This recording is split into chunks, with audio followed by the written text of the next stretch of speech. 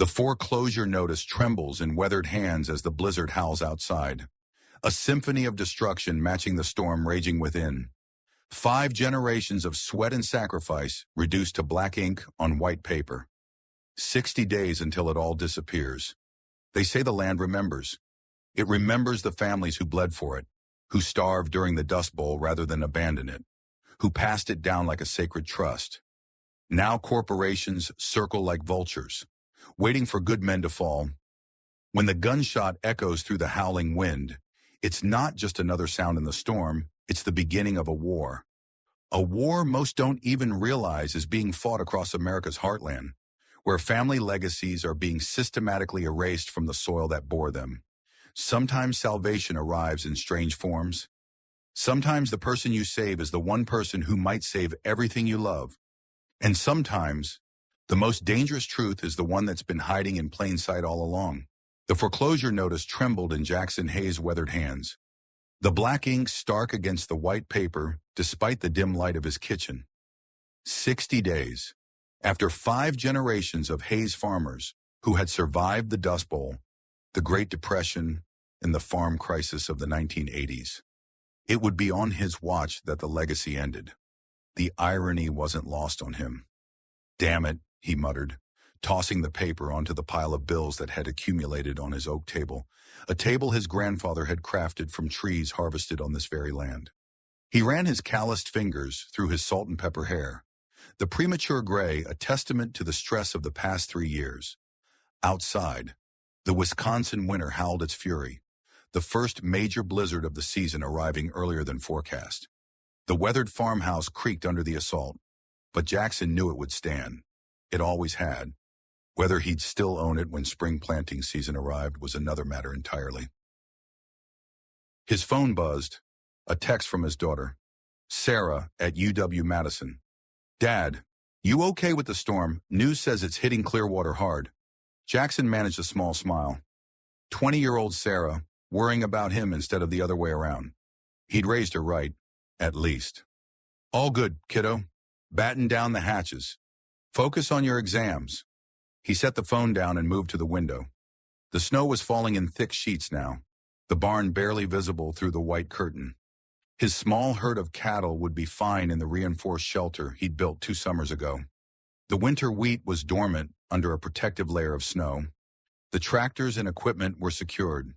Everything was prepared, as it always was on Hayes Farm. Jackson had learned preparedness first from his father, then from the Army during his tours in Iraq. Control what you can control. Be ready for what you can't.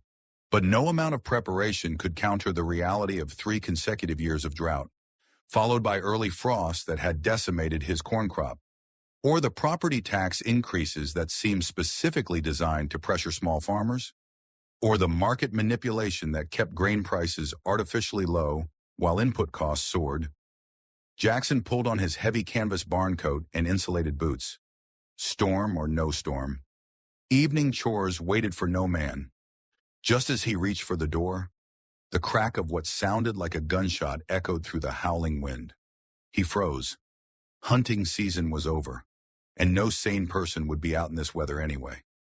He listened intently, wondering if it had been a tree branch snapping under the weight of ice. Then it came again unmistakably, a gunshot, followed by the distant sound of an engine revving high. "What the hell?" Jackson grabbed his shotgun from the rack by the door, checked that it was loaded, and stepped out into the punishing cold. The wind immediately stung his face, but decades in Wisconsin winters had conditioned him. He moved with purpose through the snow, following the faint sound of an engine struggling. As he rounded the bend in his long driveway, his headlamp illuminated a shocking scene. A black SUV overturned in the ditch, its wheels still spinning uselessly. Steam rose from the crumpled hood, mixing with the swirling snow. Training kicked in. Jackson approached cautiously, shotgun ready but pointed down. The driver's side door hung open, and a figure was attempting to crawl out, collapsing into the snow with a groan. "Hey, you all right?" Jackson called out, sweeping the area with his light, looking for any other signs of movement or danger. A woman's voice answered, tight with pain. "Help! Please!" Jackson closed the distance quickly. Kneeling beside the woman, sprawled in the snow. Blood stained the shoulder of her expensive-looking coat. Her face was pale beneath a shock of auburn hair. Pain etched into features that might otherwise be called handsome rather than beautiful. The face of a woman in her 50s who had aged with grace and character. "Ma'am, you're injured. I need to get you inside." Jackson swept his light across her body, assessing. "Can you tell me what happened? Was that gunfire I heard?" The woman's eyes, a striking blue, even in the poor light, darted past him, scanning the road. "They followed me, shot at me. I lost control." "Who followed you?" Jackson was already removing his coat to wrap around her, noting the professional-looking pantsuit beneath her open winter coat. "Never mind. Let's get you safe first. Can you walk if I help you?" She nodded, grimacing as he helped her to her feet. "My bag," she gasped, gesturing toward the overturned vehicle. "I need my bag." Jackson hesitated only a moment before retrieving a leather briefcase and purse from the wreckage. He quickly checked the back seat empty and scanned the area one final time. No sign of pursuing vehicles. But in this weather, visibility was near zero beyond 20 yards. As he turned to head back to the injured woman, a flash of movement caught his eye, barely visible through the swirling snow. Jackson dropped to a crouch, instinctively pulling the woman down with him behind the overturned SUV. "What?" she began, but he silenced her with a quick gesture. "Someone's out there," he whispered, peering through the gap between the SUV's crumpled hood and the snowbank. A beam of light swept across the road about 50 yards away, a powerful flashlight cutting through the blizzard. Jackson strained to see, making out the silhouettes of two figures moving methodically along the road's edge, heads bent against the wind. "They're looking for something," he murmured, "or someone." The woman's breath quickened. "We need to go. Now!" Jackson nodded, calculating. The strangers were between them and the direct path to the farmhouse, but he knew every inch of his property. "Stay low. Follow me exactly. We'll circle through the old fence line." He led her away from the road, into the deeper snow of the adjacent field. The going was difficult, especially for the injured woman, but the blizzard provided cover, obscuring their tracks almost as quickly as they made them. Jackson kept them moving parallel to the tree line, using it for orientation in the whiteout conditions. After 10 grueling minutes, they reached the back of the main barn. Jackson paused, listening. No sounds of pursuit. "Almost there," he encouraged, noting her labored breathing and the paleness of her face. Blood had soaked through his makeshift bandage on her shoulder. "Just a little further." They skirted the barn and made for the farmhouse's rear entrance. Once inside, Jackson quickly secured the door and moved through the darkened house, checking each window. No signs of the strangers. "I think we're clear," he said, returning to where the woman leaned heavily against the kitchen counter. "But they might still be searching the area. They're persistent," she managed, grimacing as she straightened up. "Lean on me," he instructed, supporting her weight as they began the slow trek to the farmhouse. "I'm Jackson Hayes. My farm is just up ahead." "Catherine," she managed through clenched teeth. "Catherine Reynolds. Thank you for helping me." "Don't thank me yet," Jackson replied grimly. "That shoulder needs looking at, and in this storm, we're on our own. Roads to town will be impassable by now." As if to emphasize his point, the wind gusted violently, nearly toppling them both. The woman Catherine stumbled, a cry of pain escaping her lips as Jackson steadied her. "Almost there," he encouraged, the lights of the farmhouse now visible through the storm. Just a little farther. By the time they reached the house, Catherine was leaning heavily against him, her breathing labored. Jackson helped her inside and eased her onto a kitchen chair, quickly building up the fire in the wood stove before returning to examine her wound. "I need to look at that shoulder," he said, his voice gentle but firm. "I was a medic in Iraq. I know what I'm doing." Catherine nodded weakly, allowing him to ease off her coat. The left shoulder of her silk blouse was soaked with blood, the fabric torn where a bullet had clearly grazed her. It wasn't life-threatening, but it needed proper cleaning and dressing. "You're lucky," Jackson said, gathering his first aid kit from beneath the sink. Looks like it just grazed you. Another inch to the right. He didn't finish the sentence. They both knew what that would have meant. I'm going to need to clean this. It's going to hurt.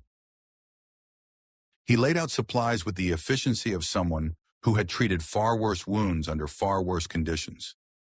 Catherine's eyes never left his face as he worked, her gaze analytical despite her pain. You said you're a farmer, she observed as he cut away the damaged fabric. But you move like a soldier. Was one. Now I'm a farmer, Jackson replied, carefully cleaning the wound. 3rd Infantry Division, 2 tours in Iraq. And now you're patching up strange women who crash on your property in the middle of a blizzard, Catherine said, wincing as he applied antiseptic. Your hospitality is appreciated. Jackson didn't respond immediately, focused on the task at hand. The wound was clean, a deep graze that had torn skin and muscle, but hadn't hit anything vital. Still, she'd lost blood, and shock was a concern. Who was shooting at you? Miss Reynolds, he asked finally, securing a sterile dressing over the wound. Catherine hesitated, her eyes briefly closing. When they opened again, they seemed less focused. I'm not entirely sure. Everything happened so fast. I was driving, then headlights behind me. Too close. Then the gunshots. Jackson noted the slight change in her demeanor, the shift from sharp awareness to confusion. Possible concussion, he thought, or she's not telling me everything. Well, you're safe now, he said, deciding not to press. But we should notify the sheriff once the phones are working again. Storm's probably taken out the lines already, and cell service out here is spotty at best. No! The word came too quickly, too forcefully. Catherine immediately modulated her tone. I mean, I'd rather wait. I'm not thinking clearly. Shock. Probably. Jackson studied her face. Beneath the pain and exhaustion, he detected something else, fear. Certainly, but also calculation. This woman was weighing her words carefully, despite her condition. All right, he said finally, but you need rest and warmth. I'll make up the guest room. My daughter's away at college, so you'll have privacy. He moved to a cabinet, returning with a bottle of whiskey and a glass. For the pain, medicine cabinet's a bit limited out here. Catherine accepted the glass with a nod of thanks, taking a measured sip. Your daughter, what's she studying? Agricultural economics and environmental science at UW-Madison, Jackson replied, unable to keep the pride from his voice. Full scholarship. She's going to revolutionize sustainable farming practices. At least that's her plan. You don't sound convinced, Catherine observed. Jackson shrugged, gathering up the bloody gauze and wrappers. It's not that. I believe in her. I just don't know if there will be a Hayes farm for her to revolutionize by the time she graduates. He hadn't meant to reveal so much to a stranger, but something about the woman's direct gaze drew the truth from him. The economy's been hard on family farms, Catherine said, her tone suggesting more than casual knowledge of the subject. It's been engineered to be hard on family farms, Jackson corrected, a rare flash of bitterness breaking through his normally stoic demeanor. But that's not your problem. Let me show you to the guest room. As Jackson helped Catherine up the stairs to the small but comfortable guest bedroom, he couldn't shake the feeling that there was more to her story than a simple car accident. Her clothes, her bearing, the quality of her vehicle, none of it fit with the typical traveler passing through Clearwater, Wisconsin. There's a bathroom across the hall, he explained, setting her bags on an old pine dresser. Clean towels in the cabinet. I'll find you something to sleep in. Thank you, Catherine said, sinking gratefully onto the edge of the bed. I don't know what would have happened if you hadn't. No need for that, Jackson cut her off, uncomfortable with gratitude. Get some rest. We'll figure things out in the morning. Downstairs, after finding an old flannel nightgown of his late wife's for their unexpected guest, Jackson moved to the front window. The storm had intensified, visibility near zero, but he stared into the darkness anyway, scanning for any sign of the figures he'd glimpsed earlier. Nothing moved in the swirling snow. Still, instinct told him they were out there somewhere, searching. He checked each door and window, securing the house as thoroughly as possible before retrieving his shotgun and a box of shells from the gun cabinet in his study. He just finished loading a second weapon, a 9mm pistol he kept for protection, when he noticed Catherine's purse where he'd set it on the kitchen counter. It had fallen over, spilling some of its contents. As he moved to right it, his hand froze. Partially visible beneath a makeup compact was the unmistakable grip of a small handgun. Jackson carefully lifted the purse, confirming what he'd seen. A Sig Sauer P365 compact, high quality, and definitely not standard issue for someone who claimed to be confused about being shot at. Next to it lay what appeared to be a small electronic device with a cracked screen. Not a cell phone, but something that looked almost like a tracking device that had been deliberately damaged. He gently replaced the items, his mind racing. Whoever Catherine Reynolds was, she wasn't just a random victim. She was armed, possibly being tracked, and definitely hiding something. The question was, had he invited danger into his home, or someone in legitimate need of sanctuary? Jackson moved to the kitchen window again, staring out at the barely visible outline of his barn. The structure that had stood for over a century seemed ghostly in the blizzard, a symbol of all he was fighting to preserve. Making a decision, he grabbed his heaviest winter gear from the mudroom insulated coveralls, Arctic-rated boots, and a balaclava that would protect his face from the cutting wind. If there were strangers on his property, he needed to know more about them. He slipped out through the back door, the wind immediately stealing his breath. Visibility was less than 20 feet, but Jackson knew his land by instinct, moving confidently despite the whiteout conditions. He circled wide around the house, approaching the driveway from the cover of a woodshed. The snow had already covered any tracks that might have been left earlier, but as he neared the road, he spotted the faint glow of lights through the storm. Not the bright beams of headlights, but the softer illumination of interior vehicle lights, partially obscured. Jackson moved closer, using a line of snow-laden evergreens for cover. A dark SUV was parked just off the main road, its engine running but lights dimmed. Two men sat inside, one speaking into what appeared to be a radio or satellite phone.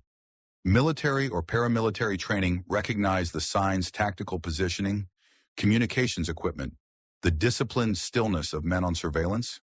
These weren't random criminals, they were professionals, and they were settling in for a stakeout. Jackson retreated carefully, leaving no trail as he made his way back to the farmhouse. Whatever Catherine Reynolds was involved in, it was serious enough to warrant a professional pursuit team willing to wait out a blizzard. Sleep eluded Jackson that night. He dozed fitfully in his chair by the wood stove, the shotgun within easy reach, his mind cycling through possibilities. By dawn, the storm had passed, leaving behind a crystalline world of white. The temperature had plummeted to 15 below, and a quick check of his phone confirmed what he already knew: no service, and the landline was dead. He was making coffee when Catherine appeared in the kitchen doorway, looking pale but steadier than the night before. She'd changed into jeans and a sweater that must have been in her bag, the nightgown folded neatly in her hands. "Good morning," she said, her voice stronger. "I hope I'm not intruding." "Coffee's almost ready," Jackson replied, nodding toward a chair. "How's the shoulder?" "Painful, but better." Catherine moved with the careful precision of someone managing significant discomfort. "Thank you for your care. I'm afraid I wasn't very coherent last night." Jackson poured 2 mugs of coffee, placing one before her. "Shock and blood loss will do that." He paused, then decided on directness. "Your purse fell over last night. I noticed you're carrying—" If she was startled by his observation, she didn't show it. Instead, she took a measured sip of coffee before responding. "I have a permit. I travel alone frequently. Most people with legal permits don't get shot at on rural Wisconsin roads during blizzards," Jackson pointed out, his tone neutral. Catherine met his gaze steadily. "No, they don't."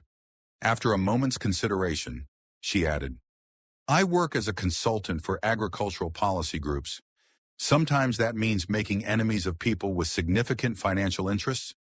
It wasn't a complete explanation, but it was more plausible than anything Jackson had come up with during his sleepless night. It would explain her knowledge of farming economics and her professional demeanor. Those enemies include people who would shoot at you. Apparently so, she replied, her tone dry. Though I admit, this is an escalation I didn't anticipate.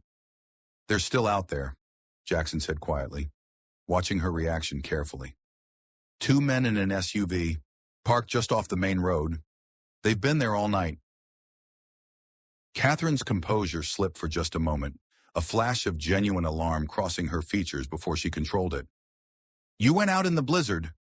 Needed to know what we're dealing with. Jackson leaned forward, his expression serious. They're professionals, military or ex-military by the looks of them, not local law enforcement, and definitely not random criminals. She absorbed this information silently, her fingers tightening around her coffee mug. I've put you in danger. I'm sorry. Not your fault, Jackson replied automatically. But I need to know what kind of danger we're talking about. Who are these people? Ms. Reynolds. And who are you? Really, before Catherine could respond, the distant sound of an engine cut through the morning stillness. Jackson moved to the window, peering out at the snow-covered driveway. A county plow was making its way toward the house, followed by the familiar sheriff's department SUV. Looks like my brother's checking in, Jackson said, reaching for his coat. David's the county sheriff. Standard procedure after a big storm, making sure the outlying farms are okay. Catherine tensed visibly. Your brother is the sheriff. Don't worry, Jackson assured her, misinterpreting her concern. David's a good man. He can take your statement about last night, help figure out who was after you. I'd rather not involve law enforcement just yet, Catherine said quickly. Not until I understand better what happened myself. Jackson paused, his hand on the doorknob. You think it was someone with connections to local authorities? The question hung in the air between them, Catherine's hesitation answering more clearly than words could have.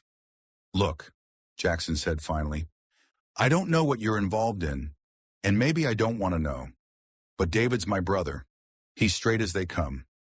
I'm sure he is, Catherine replied carefully. But the less he knows right now, the safer for everyone. Please, Jackson. I'm asking you to trust me on this. Something in her eyes, a mixture of authority and genuine concern, gave him pause. Against his better judgment, Jackson nodded.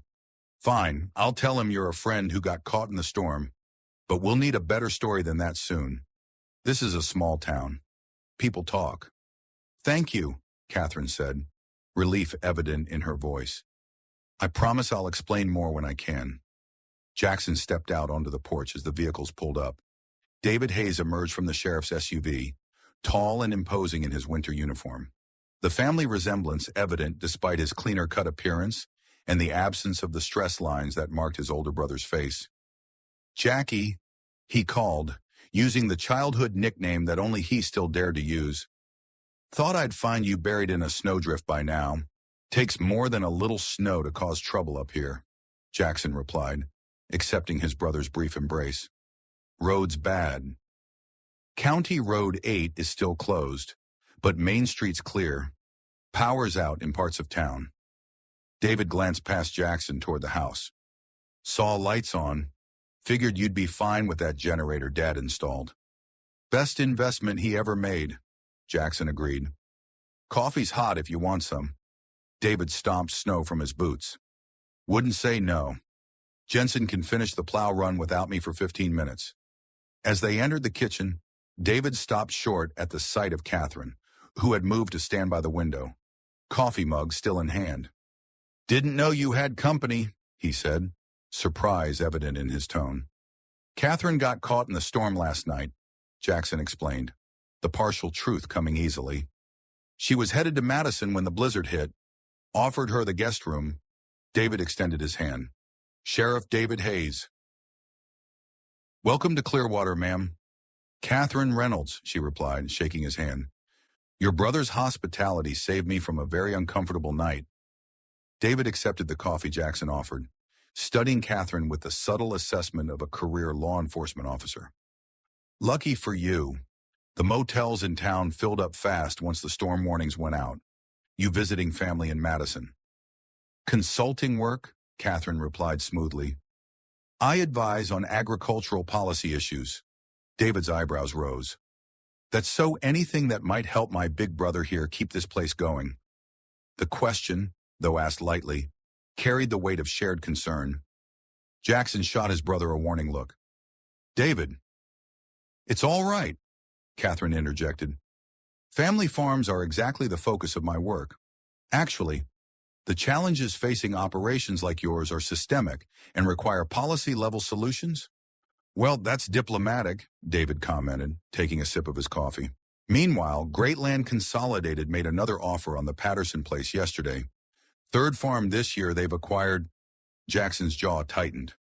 How much? Half what it was worth 10 years ago, David replied. But the bank was calling their loans. So, he shrugged, the gesture conveying volumes about the helplessness of the situation. Catherine observed the exchange with interest. Great Land. They're one of the largest agribusiness corporations in the Midwest. Aren't they? Getting bigger by the day, David confirmed. Regional headquarters about 30 miles west of here. They've been buying up foreclosed farms all through the county. Convenient timing for them, Jackson muttered.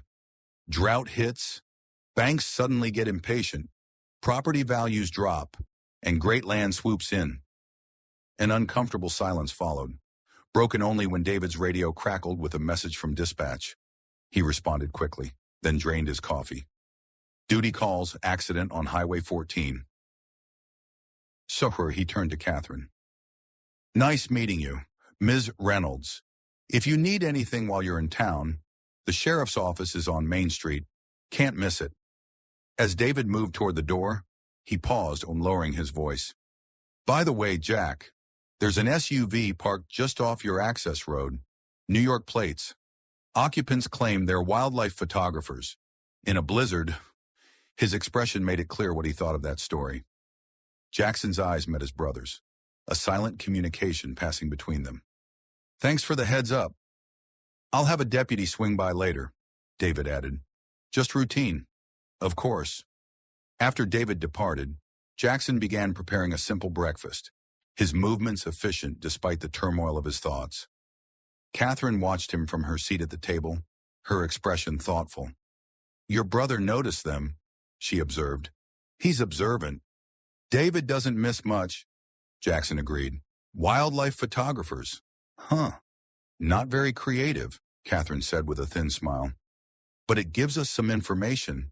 They're claiming a civilian cover, which means they probably aren't official law enforcement. If they were FBI or another agency, they'd have approached your brother differently. Jackson cracked eggs into a bowl with more force than necessary. You're worried about losing the farm, she observed. It wasn't a question. Jackson hesitated, then shrugged. 60 days, that's what the notice said. Pay up or get out. May I ask how much? He hesitated, then shrugged. What did it matter? $178,000, back payments, penalties, interest. 3 bad years in a row wiped out my reserves. Catherine nodded, unsurprised by the figure. And I'm guessing the bank won't consider restructuring the debt. Clearwater savings and loan used to work with farmers through hard times, Jackson said, stirring the eggs. Local bank, local concerns. Then Wisconsin First bought them out 2 years ago.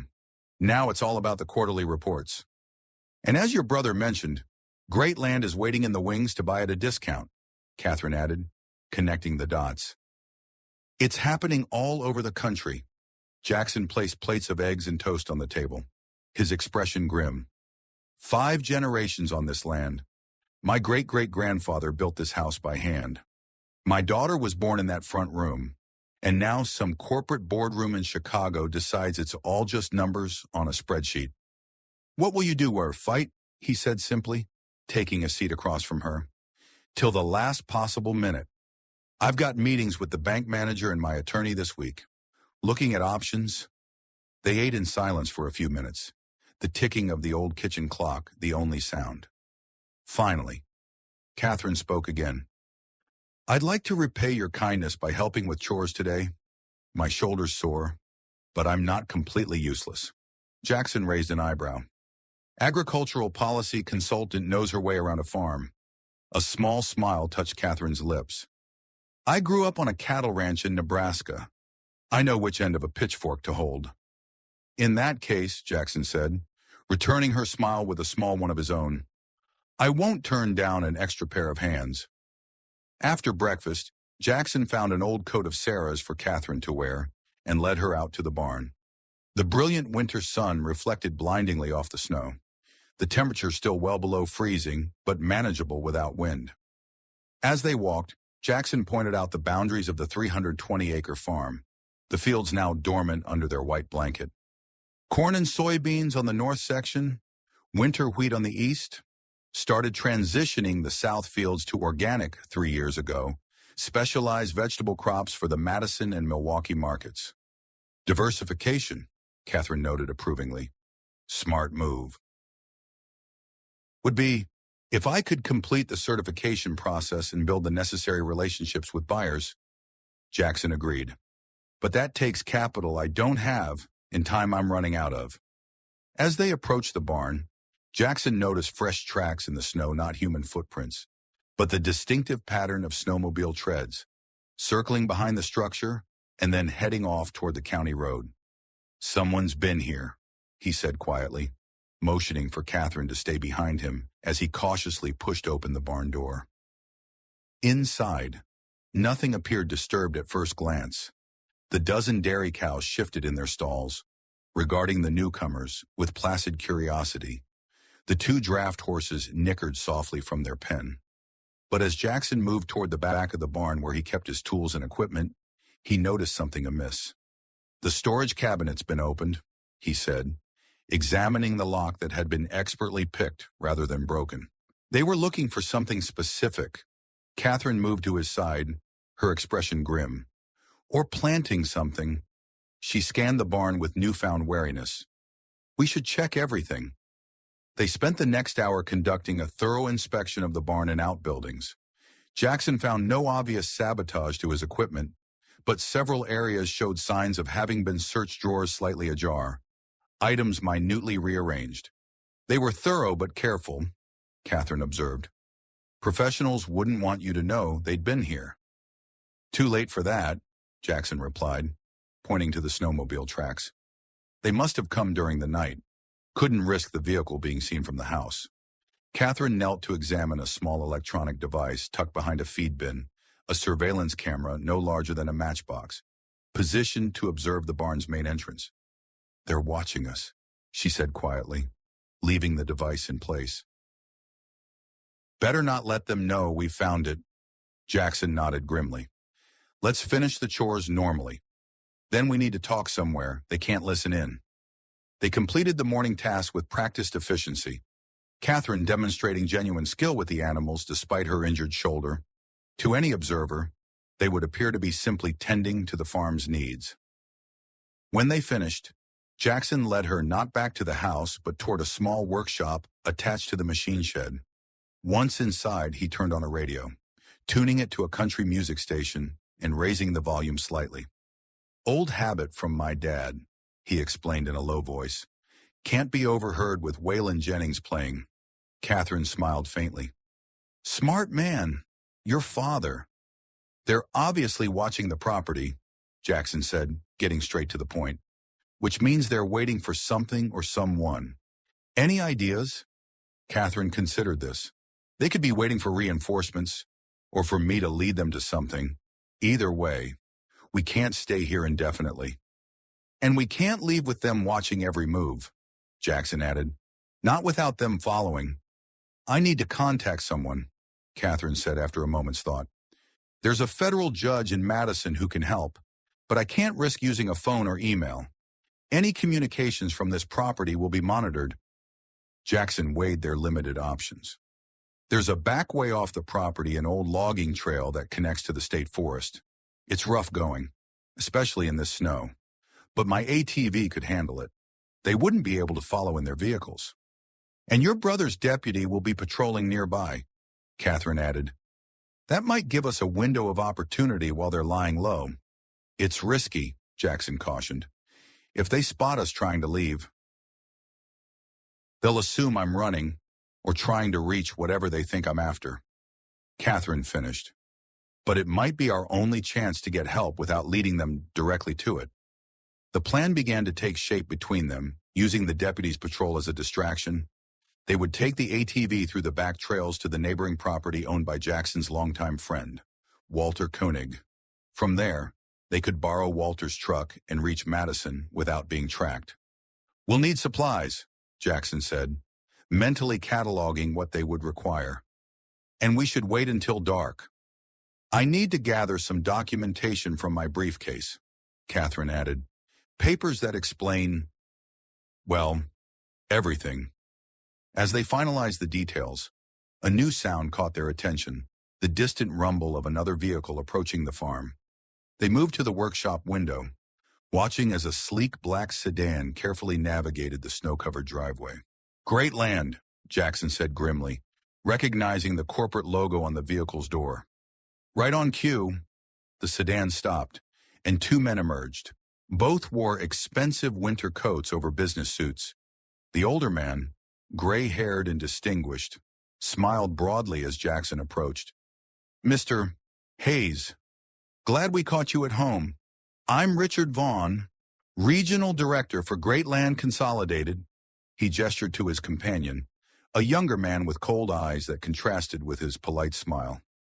This is Michael Chen, our Director of Acquisitions. Jackson didn't offer to shake hands. I know who you are, Mr. Vaughn. Your company's reputation precedes you. If Vaughn was offended by the cool reception, he didn't show it. May we come inside? We have a proposal we believe will interest you greatly. I'm in the middle of chores, Jackson replied. Whatever you have to say, you can say it here. Vaughn exchanged a glance with Chen, then shrugged amiably. Of course, of course. We understand how demanding farm work is never-ending. Isn't it? Without waiting for a response, he continued. Mr. Hayes, we've been reviewing the property records for Hayes Farm. We understand you're facing some financial challenges. My arrangements with the bank are private, Jackson said flatly. Naturally, Vaughn agreed smoothly. However, Great Land is prepared to make you an offer that would not only resolve those arrangements, but leave you with a significant sum. We're prepared to pay $1.2 million for the property that's nearly $3,800 per acre, well above current market value for this region. Despite himself, Jackson felt a moment of temptation.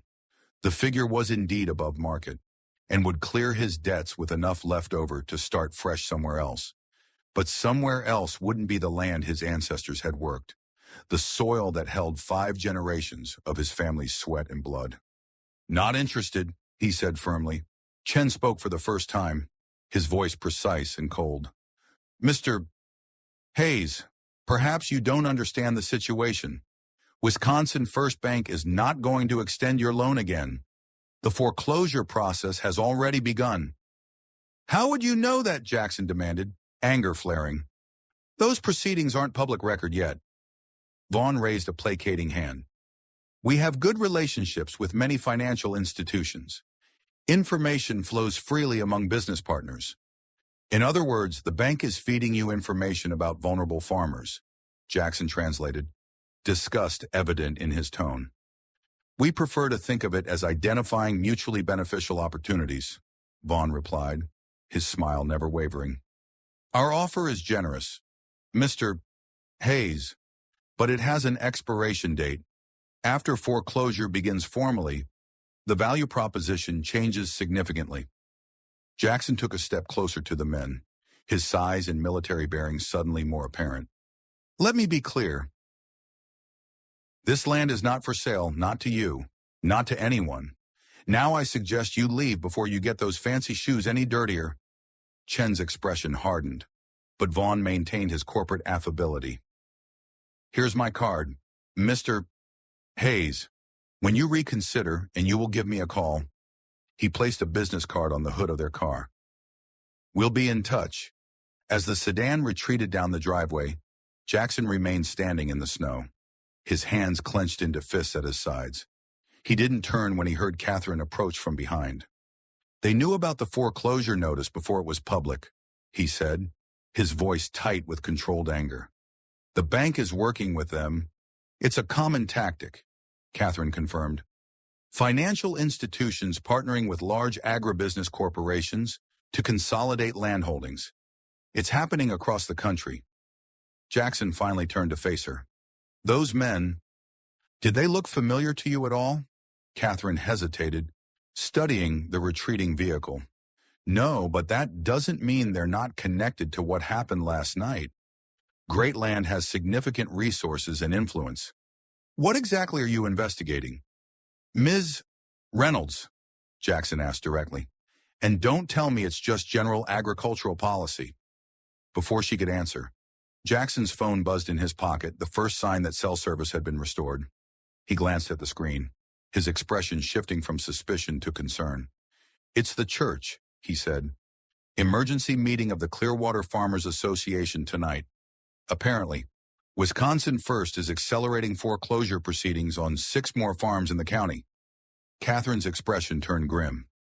It's happening faster than I thought. What is, Jackson demanded. What do you know that you're not telling me? Catherine seemed to come to a decision. I believe what's happening in Clearwater is part of a larger pattern of coordinated land acquisition, one that involves manipulation of markets, banking regulations, and possibly illegal pressure on farmers. But I need more evidence. And that's why someone tried to kill you, Jackson pressed. If I'm right about the scale of this operation, there are billions of dollars at stake, Catherine replied. That kind of money always comes with the potential for violence. Jackson studied her face, weighing her words against his instincts. Finally, he nodded. All right, I'm going to that meeting tonight. You should come with me. Is that wise? I'm trying to maintain a low profile. This is a small town. Miss Reynolds, a new face is already noteworthy. Better to establish yourself openly as what you claim to be an agricultural policy consultant than to hide and generate more suspicion.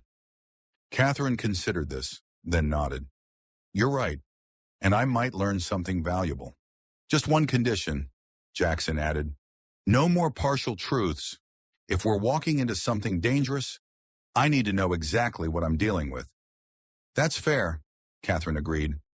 After the meeting, I'll tell you everything I can. The rest of the day passed in a rhythm of farm work interspersed with preparation for the evening meeting. Catherine helped where her injured shoulder allowed, demonstrating knowledge of farm operations that supported her claim of a rural upbringing. By late afternoon, they had completed the essential chores and were preparing to head into town. As Jackson waited by his truck, Catherine emerged from the guest room, having changed into a professional outfit that somehow looked both appropriate for a rural community meeting and subtly authoritative. She carried a leather portfolio and had styled her auburn hair into a neat bun that emphasized the strong lines of her face. You look like you're heading into a corporate boardroom, not a church basement in Clearwater, Jackson observed. Presentation matters, Catherine replied simply. People share more with those they perceive as competent. The drive into town was silent, each lost in their own thoughts. Clearwater. Wisconsin was a study in rural American decline. Empty storefronts along Main Street, faded signs advertising businesses long closed, and a general air of a community holding on by sheer determination. The only buildings showing signs of recent prosperity were the new Wisconsin First Bank branch and the county administrative offices. First Lutheran Church stood at the north end of Main Street, its white steeple a landmark visible from throughout the small town. The parking lot was already filling with trucks and practical sedans as farmers from across the county arrived for the emergency meeting. Stay close, Jackson murmured as they approached the basement entrance. Some of these folks have been hit even harder than I have. Emotions will be running high. The church basement was warm and brightly lit, folding chairs arranged in rows facing a small podium. Coffee and homemade cookies had been set out on a side table, Midwestern hospitality persisting even in crisis. About 40 people filled the room, their conversations creating a low, tense murmur. Jackson was greeted with nods and quiet acknowledgments as he found seats near the back, Catherine following closely. She observed the gathering with careful attention, noting the mix of aged farmers in well-worn work clothes and younger agricultural professionals in casual business attire. Pastor Michael Schmidt, a man in his 60s with a shock of white hair and kind eyes behind wire-rimmed glasses, called the meeting to order with a brief prayer. Lord, guide our community through these challenging times. Grant us wisdom in our decisions and strength in our resolve. Amen. A murmured chorus of amens followed before he continued. Friends and neighbors, we've called this emergency session of the Clearwater Farmers Association because of disturbing news many of you have already received. Wisconsin First Bank has initiated or accelerated foreclosure proceedings against multiple family farms in our county. Angry murmurs rippled through the crowd. I've asked Frank Olson, whose family has provided legal services to this community for 3 generations, to explain what options might be available to those affected. A tall, thin man in his 50s took the podium, his expression grave. I won't sugarcoat this, folks. The bank is within its legal rights to call these loans. The question is why they're doing it all at once, and why now, just before planting season when they know refinancing options will be limited. Because they're in bed with Greatland, called a voice from the middle of the room. A stocky farmer in his 60s stood up, his face flushed with anger. They sent their suits to my place yesterday before I even got the formal notice from the bank. They knew sounds of agreement echoed through the room, along with similar stories. Jackson felt Catherine tense beside him as a pattern emerged. Greatland representatives appearing with offers just as foreclosure notices arrived, always with information they shouldn't have had access to. Frank Olson raised his hands for quiet. What we're describing could constitute illegal collusion, but proving it would be difficult without internal documentation from either Wisconsin First or Greatland. So we're just supposed to roll over and watch our land get swallowed up by corporate vultures, demanded another farmer. Land my grandfather broke with a team of horses. No, came a new voice, steady and authoritative. Jackson turned in surprise as Catherine stood. You fight, but strategically. All eyes turned to the stranger in their midst. Pastor Schmidt's eyebrows rose. I don't believe we've been introduced, ma'am. Catherine Reynolds, she replied, her voice carrying easily through the room. I'm an agricultural policy consultant conducting research on exactly this pattern of consolidation. What's happening in Clearwater is not unique, but it may be more aggressive than what we're seeing elsewhere. And why should we trust some outside expert, challenged an older woman near the front. No offense, but we've had plenty of consultants and experts tell us how to run our farms over the years. Catherine nodded, accepting the skepticism. You shouldn't trust me automatically. Mrs. Larson, Margaret Larson. My family's been farming here since 1892. Mrs. Larson, you're right to be cautious. But I grew up on a cattle ranch in Nebraska that my brother still operates. I understand what's at stake here because it's personal for me too. Something in her tone, a genuine connection to the land, seemed to resonate with the group. Catherine continued, her gaze sweeping the room. What you're describing, coordinated foreclosures, information sharing between banks and potential buyers. Pressure tactics follows a pattern we're seeing across multiple states. It's not coincidence. It's strategy. Frank Olson looked intrigued. You're suggesting this is orchestrated? I'm suggesting that the timing is too perfect to be market forces alone. Catherine replied carefully. Greatland has acquired over 200,000 acres across the Midwest in the past 18 months, much of it through foreclosure purchases at below market rates. The room erupted in discussion, farmers turning to each other with worried expressions. Pastor Schmidt called for order, then turned to Catherine. Miss Reynolds, what would you recommend? Catherine seemed to weigh her words carefully. First, document everything. Every interaction with the bank, every visit from Greatland representatives, every unusual equipment failure or unexplained problem that might have contributed to your financial situation? She opened her portfolio and removed several printed sheets. Second, consider this farm bankruptcies are at a 20-year low nationally, but in counties where Greatland is expanding, they're 3 times the national average. That statistical anomaly has caught the attention of certain regulatory bodies.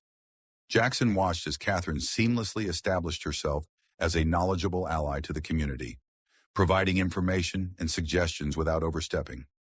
She was good professional, credible, and connecting with the farmers through shared values and experiences.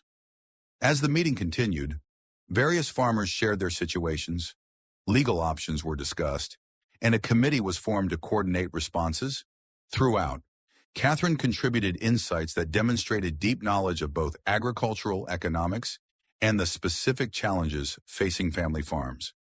It was nearly 9 o'clock when Pastor Schmidt finally concluded the gathering with another brief prayer. As people filed out, several farmers approached Catherine, asking questions or sharing details of their situations. Jackson stood nearby, noting how effectively she balanced empathy with authority. "Your consultant friend is impressive," David commented, appearing at Jackson's side. He'd slipped into the meeting late, still in uniform. "Where did you say you met her?" "I didn't," Jackson replied. "She got caught in the storm last night. Needed a place to stay." David's eyes narrowed slightly. "Convenient timing. What's that supposed to mean?" "Nothing," David said, though his expression suggested otherwise. "Just interesting that an expert on exactly what's happening here shows up right when things are accelerating." Before Jackson could respond, Catherine joined them, having finished her conversations with the other farmers. "Sheriff Hayes," she greeted David. "I didn't realize you were at the meeting." "Just the last part," he replied. "Interesting analysis you provided." Catherine met his gaze directly. Just connecting dots that are already visible to anyone looking closely enough. A subtle tension stretched between them, broken when Pastor Schmidt approached. "Ms. Reynolds, your insights were most valuable this evening. I wonder if you might have time to continue this discussion. Perhaps you could join us for Sunday service and the fellowship lunch afterward. Many in our community who couldn't attend tonight would benefit from your expertise." "I'd be honored, Pastor," Catherine replied with a genuine smile, "though I'm not sure how long I'll be in the area." "Stay as long as necessary," the pastor said.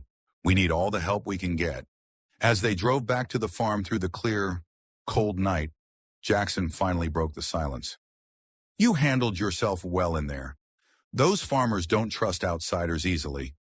"I meant what I said. This is personal for me too." "So I gathered. But you still haven't told me who shot at you or why you're really here in Clearwater?" Catherine gazed out at the moonlit fields passing by. "No, I haven't, but I promised you the truth after the meeting, and I keep my promises." Back at the farmhouse, Jackson built up the fire while Catherine made coffee. The domestic routine felt oddly comfortable given the circumstances. When they were finally settled in the living room, Catherine took a deep breath. "What I told everyone tonight was true but incomplete. I am investigating the pattern of land consolidation centered around Greatland, but not just as a policy consultant." "I figured that much," Jackson said dryly. "The full truth is complicated and potentially dangerous for you to know," she continued. "But you've earned it, and you're already involved whether you want to be or not." She straightened in her chair, her posture shifting subtly to something more formal, more authoritative. "My name is not Catherine Reynolds. It's Elizabeth Morgan. I'm the current United States Secretary of Agriculture, and I'm conducting an unofficial investigation into what appears to be a massive fraud and market manipulation scheme centered around Greatland Consolidated." Jackson stared at her, processing the revelation. The U.S. Secretary of Agriculture, the actual cabinet member, was sitting in his farmhouse, drinking his coffee after helping him with chores all day. "That's not what I expected," he finally managed. A small smile touched her lips. "No, I imagine not. Why the secret identity? Why come here alone? Don't you have, I don't know, FBI agents or investigators for this sort of thing?"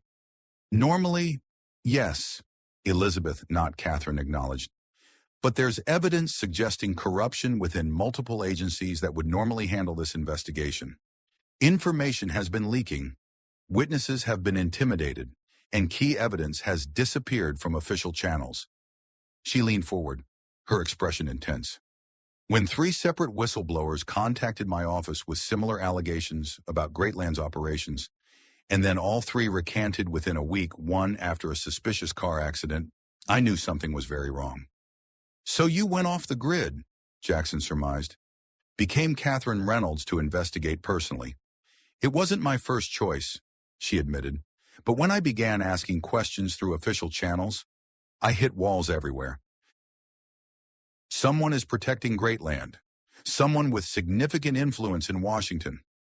Jackson absorbed this, his tactical mind already analyzing implications. The men who shot at you weren't random criminals, she confirmed.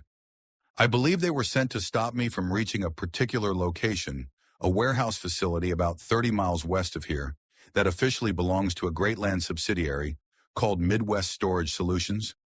What's in this warehouse?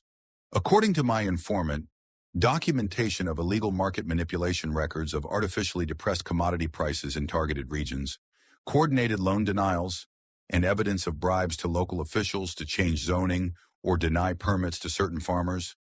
That would explain a lot, Jackson said grimly. But it doesn't explain why the Secretary of Agriculture is hiding in my guest room instead of bringing in the National Guard or whatever. Elizabeth's expression turned haunted. Because the last person who tried to expose this through official channels died in what was ruled a tragic accident. Richard Kelsey, Deputy Director of Rural Development, my friend. She paused. His car went off a bridge 3 days after he told me he had concrete evidence of Greatland's operations. The investigation concluded it was ice on the road, but Richard was the most careful driver I knew. The pieces were falling into place for Jackson: the secrecy, the gun, the damaged tracking device he'd seen in her purse. So what's your plan? He asked. Break into this warehouse, steal evidence, then do what with it? Get it to people I trust absolutely, a federal judge in Madison and a senior FBI agent who's been investigating related financial crimes. With sufficient evidence, they can initiate proceedings that even powerful people can't easily stop. Jackson ran a hand through his hair, processing the implications. And now you've involved me and potentially my entire community in what sounds like a dangerous conspiracy investigation.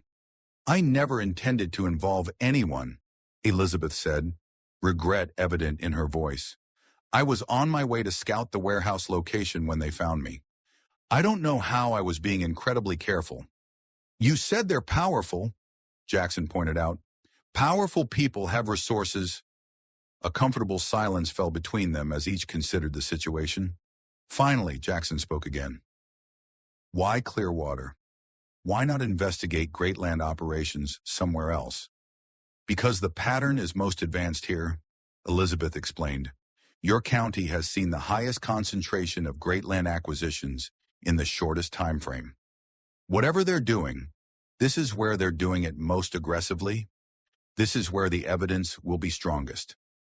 Jackson stood, moving to the window to look out at his snow-covered fields, silver in the moonlight, his land, his heritage, threatened by the same forces she was investigating. I'll help you, he said finally, turning back to face her. Not because you're the Secretary of Agriculture, but because what's happening here is wrong, and because someone shot at you on my property, which makes it personal. Relief and something like admiration crossed Elizabeth's face. Thank you, but you should understand the risks. These people have already demonstrated they're willing to use violence. Jackson's expression hardened. Ma'am, I did 2 tours in Iraq. I've faced worse than corporate thugs. Call me Liz, she said with a small smile. If we're going to be co-conspirators, we might as well be on a first-name basis. Before Jackson could respond, headlights swept across the front of the house. He moved quickly to the window, tension returning to his frame. Car coming up the drive, not David's. Liz was immediately alert, moving to retrieve her gun from her purse. Expecting anyone, No! Jackson reached for his shotgun, checking that it was loaded. Stay back from the windows! As the vehicle approached, its high beams illuminating the farmhouse, Jackson recognized the late model sedan. Relief washed through him. It's Sarah, my daughter. Moments later, the front door burst open, and Sarah Hayes rushed in, her college backpack slung over one shoulder, her expression frantic. Dad, thank God you're okay. She threw herself into her father's arms, nearly knocking him backward. I've been trying to call for hours. Cell service has been spotty since the storm, Jackson explained, embracing his daughter. What are you doing home? You're supposed to be finishing finals this week. Sarah pulled back, her young face serious beneath her dark brown hair. Dad, I saw something on campus, a presentation by the Agricultural Economics Department. They had a special guest speaker from Great Land talking about regional consolidation strategies. They showed maps, target acquisitions. Our farm was on the list. She finally noticed Liz standing a few feet away, gun now concealed but still in hand. Who's this? Jackson hesitated, looking to Liz, who gave him a slight nod. Sarah, this is Elizabeth Morgan. She's not exactly a house guest. Sarah's eyes widened as recognition dawned. Wait, Elizabeth Morgan, as in Secretary Morgan from the Department of Agriculture. The same, Liz confirmed, extending her hand. Though I'd appreciate if you'd keep that information confidential for now. Sarah shook the offered hand automatically, her expression bewildered. What is the Secretary of Agriculture doing in our house? And why is she holding a gun? Jackson sighed, placing a hand on his daughter's shoulder. It's a long story, and not a particularly reassuring one, but I think you need to hear it, especially if what you saw at UW is connected. As they settled in the living room, Jackson couldn't shake the feeling that things were accelerating beyond his control. His farm was in jeopardy, his daughter now involved, and he was harboring a cabinet member conducting a rogue investigation. Yet beneath his concern, a spark of something like purpose had ignited. For months, he'd been fighting a losing battle alone, watching his family legacy slip away one bank notice at a time. Now, at least, he understood he was facing not just bad luck or market forces, but a deliberate strategy to take what was his. And Jackson Hayes had never been one to surrender without a fight. Across the snow-covered fields of Clearwater, the morning sun cast long shadows where battles were fought and truths uncovered. The land still stands as it has for generations, witness to both the greed that nearly consumed it and the courage that saved it. A farmer's weathered hands run through soil made richer by the blood and sweat of his ancestors. These same hands once patched wounds and loaded weapons, now returned to their true purpose, nurturing life from the earth. The foreclosure notice that once threatened everything is now ash in the wind. In Washington, a woman who walked away from power to find truth now wields that power with renewed purpose, remembering the taste of fresh milk in a farmhouse kitchen and conversations by firelight that changed everything. Some say the modern world has no place for family farms, that progress demands consolidation. But perhaps what happened in Clearwater tells a different story, one where the oldest values prove to be our most precious resource when facing the darkest storm. The land remembers those who fought for it, and sometimes in the quiet moments between dusk and darkness, we might wonder how many battles for America's soul are being waged right now in places we've forgotten to look.